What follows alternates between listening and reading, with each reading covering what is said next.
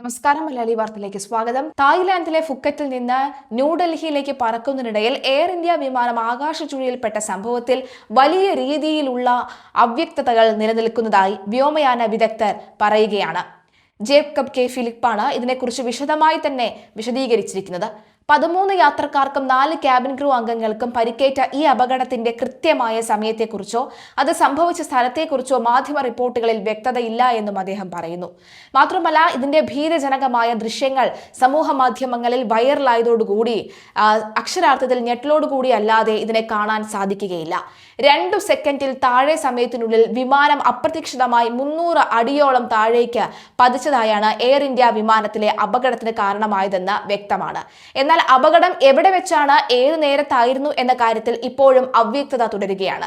സാധാരണ കാലാവസ്ഥാ വ്യതിയാനം കൊണ്ട് മാത്രമാണോ അതോ സാങ്കേതിക തകരാറ് മൂലം വിമാനത്തിന്റെ മൂക്ക് താഴേക്ക് കുതിച്ചതാണോ ഈ പെട്ടെന്നുള്ള പതനത്തിന് വഴിവെച്ചത് എന്നറിയാൻ വിശദമായ അന്വേഷണം അത്യാവശ്യമാണ്.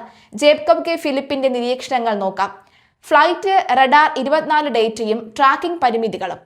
വിമാന ട്രാക്കിംഗ് സൈറ്റായ ഫ്ലൈറ്റ് റഡാർ 24 പരിശോധിച്ചാൽ വിമാനം മിക്ക സമയത്ത് 34,000-37,000 അടി ഉയരങ്ങളിൽ സമാധാനപരമായി പറക്കുന്നത് കാണാം. രാവിലെ 10 മണിക്ക് ശേഷം ഡൽഹി ലക്ഷ്യമാക്കി താഴ്ന്ന തുടങ്ങിയ വിമാനം 10:40 മധുരയ്ക്ക് മീതെയും തുടർന്ന് 11 ഡൽഹിയിലും സുരക്ഷിതമായി ലാൻഡ് ചെയ്തു. എന്നാൽ റിപ്പോർട്ടുകളിൽ പറയുന്ന 300 അടിയുടെ പെട്ടെന്നുള്ള പതനം ഇതിൽ ദൃശ്യമല്ല. ADSB വഴി അര സെക്കൻഡ് ഇടവിട്ട് അയക്കുന്ന വിവരങ്ങളിൽ നിന്ന് 2 മുതൽ 10 സെക്കൻഡ് വരെയുള്ള ഡേറ്റകൾ മാത്രമാണ് ട്രാക്കിംഗ് സൈറ്റുകൾ ശേഖരിച്ച് കാണിക്കുന്നത്. അതിനാൽ ഞൊടിയിടെ കൊണ്ട് സംഭവിച്ച 300 അടിയുടെ താഴലും ഉയരലും ഫ്ലൈറ്റിന്റെ റഡാറിൽ രേഖപ്പെടുത്തപ്പെടണമെന്ന് ഇല്ല. അപകട സമയത്തെക്കുറിച്ചുള്ള 3 അനുമാനങ്ങൾ നോക്കാം. സംഭവം ഏത് നടന്നു എന്നതിനെ കുറിച്ച് നിലവിലുള്ള മാധ്യമ റിപ്പോർട്ടുകളെ അടിസ്ഥാനമാക്കി 3 സാധ്യതകളാണ് ഉയരുന്നത്. കാപ്പി തെറിച്ചുപോയ സംഭവം. കാപ്പി കുടിച്ചുകൊണ്ടിരുന്ന യാത്രക്കാരൻ മുകളിലേക്ക് തെറിച്ചു വീണു എന്ന വിവരം അനുസരിച്ച് ലാൻഡിങ്ങിന് ഏറെ മുമ്പ് ക്രൂയിസ് ഉയരത്തിൽ സംഭവിച്ചതാകാം. ലാൻഡിങ്ങിനായി വിമാനം താഴുന്ന ഘട്ടത്തിൽ യാത്രക്കാർ കാപ്പി വിതരണം ചെയ്യാറില്ല പൊതുവെ. ഡൽഹിക്ക് 15-20 മിനിറ്റ് മുമ്പ് അപകടത്തിന് ശേഷം വിമാനം ലക്നൌവിലേക്ക് തിരിച്ചു വിട്ടേക്കുമെന്ന് കരുതിയ യാത്രക്കാരോട് ഡൽഹിയിലേക്ക് ഇനി 10 മിനിറ്റ് കൂടിയേ ഉള്ളൂ എന്ന് പൈലറ്റ് അറിയിച്ചതായി പറയപ്പെടുന്നു. അങ്ങനെയെങ്കിൽ 10:47 ഈ പൽവാലിന് വടക്ക് 12,025 അടി ഉയരത്തിൽ പറക്കുമ്പോഴാകാം അപകടം സംഭവിച്ചത്. എന്നാൽ ഇത്രയും കുറഞ്ഞ ഉയരത്തിൽ എല്ലാവരും സീറ്റ് ബെൽറ്റ് ധരിക്കേണ്ട സമയത്ത് 13 പേർക്ക് പരിക്കേറ്റത് എങ്ങനെയെന്ന ചോദ്യം ബാക്കിയാകുന്നു. ക്രൂയിസിംഗ് ഉയരത്തിൽ വെച്ച് വിമാനം ഈ ബംഗാൾ ഉൾക്കടലിന്റെ മുകളിലൂടെയോ അല്ലെങ്കിൽ മധ്യപ്രദേശിലെ ഈ റേവയ്ക്ക് വടക്ക് 36,000 അടിയിൽ പറക്കുമ്പോഴോ ആകാം അപകടം നടന്നതെന്നും ചില വിദേശ മാധ്യമങ്ങൾ റിപ്പോർട്ട് ചെയ്യുന്നുണ്ട്. 300 അടി പതനവും നെഗറ്റീവ് G ഫോഴ്സും. യാത്രക്കാർ സീറ്റിൽ നിന്ന് ഉയർന്നത് സീലിംഗിൽ പോയി അടിക്കണമെങ്കിൽ നെഗറ്റീവ് G ഫോഴ്സ് അനുഭവപ്പെടണം. വായുവിന്റെ ചലനം മൂലം വിമാനം പെട്ടെന്ന് താഴേക്ക് പതിക്കുമ്പോൾ ഈ ജഡത്വം കാരണം യാത്രക്കാർക്ക് മുകളിലേക്ക് ഉയരുന്നു. തൊട്ടടുത്ത നിമിഷം പൈലറ്റ് വിമാനത്തെ മുകളിലേക്ക് ഉയർത്തുമ്പോൾ വീണ്ടും താഴേക്ക് പതിക്കുകയും ചെയ്യും.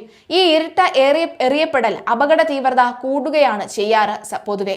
വിമാനം 2 സെക്കൻഡിനുള്ളിൽ 300 അടി താഴേക്ക് പതിച്ചു എന്ന വിവരം വിമാനം ലാൻഡിംഗ് ചെയ്ത ശേഷം ടെക്നീഷ്യന്മാർക്ക് ക്വിക്ക് ആക്സസ് റെക്കോർഡിൽ നിന്ന് ഡൗൺലോഡ് ചെയ്ത് DGCAക്ക് കൈമാറിയ റിപ്പോർട്ടിൽ നിന്നാകാം മാധ്യമങ്ങൾക്ക് ലഭിച്ചത്. തുടരന്വേഷണം എന്താണെന്ന് നോക്കിയാൽ കേവലം പ്രക്ഷുബ്ധമായ കാലാവസ്ഥ കൊണ്ട് മാത്രമാണോ അതോ പൈലറ്റിന്റെ നിയന്ത്രണം നഷ്ടപ്പെട്ട് വിമാനത്തിന്റെ മൂക്ക് താഴേക്ക് കുതിച്ചതാണോ അപകടമുണ്ടാക്കിയത് എന്ന് നിർണ്ണയിക്കാൻ വിമാനത്തിന്റെ കോക്പിറ്റ് വോയിസ് റെക്കോർഡറും അതുപോലെ തന്നെ FDR അതായത് ഫ്ലൈറ്റ് ഡേറ്റ റെക്കോർഡറും അന്വേഷണ സംഘം കസ്റ്റഡിയിൽ എടുത്തിട്ടുണ്ട്. ഏതായാലും എല്ലായിടത്തും 300 എന്ന് ആവർത്തിച്ചതിനാൽ അത് ശരിയാവണം. ആ 300 അടി താഴേക്ക് പോയത് 1-2 സെക്കൻഡിനുള്ളിലാവണം. ഇത്രയും പറഞ്ഞു കഴിയുമ്പോൾ സംഭവത്തെപ്പറ്റി നടക്കാനിരിക്കുന്ന അന്വേഷണത്തെ പറ്റി മറ്റൊന്നുകൂടി പറയേണ്ടതുണ്ട്. കാലാവസ്ഥയും ഈ ടർബുലൻസും ഒക്കെയാണ് കുഴപ്പമുണ്ടാക്കിയത് എന്ന ധാരണയോടെ മാത്രമാവില്ല അന്വേഷണം. ഏതെങ്കിലും കാരണത്താൽ വിമാനത്തിന്റെ മൂക്ക് താഴേക്കാവുകയും അതിവേഗം താഴേക്ക് പായുകയും ചെയ്താലും ഇതൊക്കെ ഉണ്ടാവാവുന്നതേ ഉള്ളൂ.